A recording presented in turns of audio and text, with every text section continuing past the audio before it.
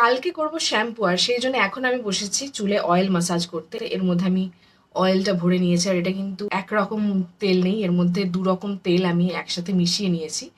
তো দু রকম তেল কি, অনেকের মনে প্রশ্ন জাগতে পারে যে আমি কি হেয়ার অয়েল ইউজ করছি। এটার মধ্যে আমি মিশিয়েছি, প্রথমে বেশি করে দিয়েছি কোকোনাট অয়েল। ইয়াস, আমার সবসময় অল টাইম ফেভারিট চুলের জন্য হচ্ছে পিওর কোকোনাট অয়েল। আর এই যে আমাদের বাঙালির ভরসা, এটা কি শালিমারের নারকোল তেল। এটা আমি বহু বছর ধরে মাখছি, বা প্যারাসুটেরও অনেক সময় কিনি। আর আলাদা করে বলার কিছু নেই, তোমরা সবাই চেনো। আর এর সাথে মিশিয়ে নিয়েছি এই হেয়ার অয়েল, এটাও একটা হেয়ার অয়েল। এটা একটা হোমিওপ্যাথিক হেয়ার অয়েল। এটা তোমরা হোমিওপ্যাথিক ওষুধের দোকানে পাবে। এটা আমি একটা লেডিস গ্রুপ থেকে জানতে পেরেছিলাম যে এটা ইউজ করে নাকি হেয়ার ফল নাকি কমে যাচ্ছে, কারণ তখন আমার প্রচুর হেয়ার ফল হচ্ছিল। তো সেই দেখে কিনে এনেছিলাম। তো অনেক দিন যাবত ইউজ করার পর খুব সামান্য কিছু তফাৎ আমি বুঝতে পেরেছি, কারণ হেয়ার ফলটা বিভিন্ন কারণে হয়। অনেক সময় ইন্টারনাল প্রবলেমের জন্য হয়, খাওয়া দাওয়া ঠিক না হলে, পেটের সমস্যার জন্য। তো আমি জানি না যে আমার কেন হচ্ছিল।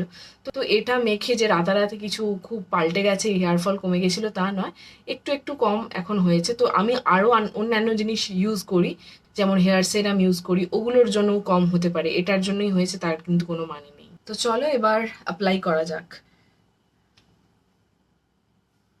কিভাবে আমি চুলে অয়েল অ্যাপ্লাই করি শ্যাম্পু করার আগে, সেটা আজকে আমি তোমাদের দেখাচ্ছি। এভাবে সিঁথি কেটে কেটে, কোদা বাংলায় যেটাকে বলা হয় সিঁথি কেটে, বিলি কেটে, সরি সিঁথি কেটে না, আমার মা বলতো বিলি কেটে কেটে, বিলি কেটে কেটে চুলে তেলগুলো দে। আমার মা এরম বলতো।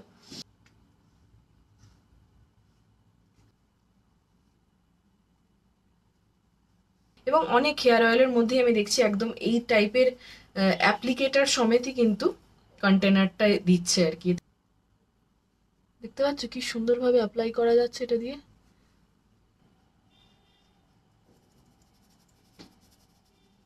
ভালো করে মাসাজ করতে হবে কিন্তু, নাহলে ওই স্ক্যাল্পের ওপর ওপরই থেকে যাবে তেলটা।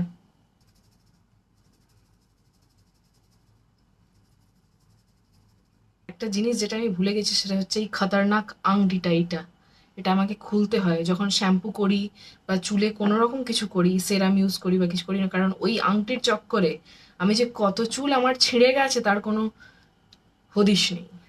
তারপর থেকে ওই আংটি খুলে আমি শ্যাম্পু করি, এবং চুলে যা কিছু অ্যাপ্লাই করি আংটি খুলে। বাবা, কন্টেন্ট বানানোর চক্করে নিজের কি এলোমেলো রূপই না তোমাদেরকে দেখাচ্ছি। ও মাই গড। উফ, উপস, সরি। ওই দাদাটার উপস সরিটা আমার জাস্ট দারুণ লাগে।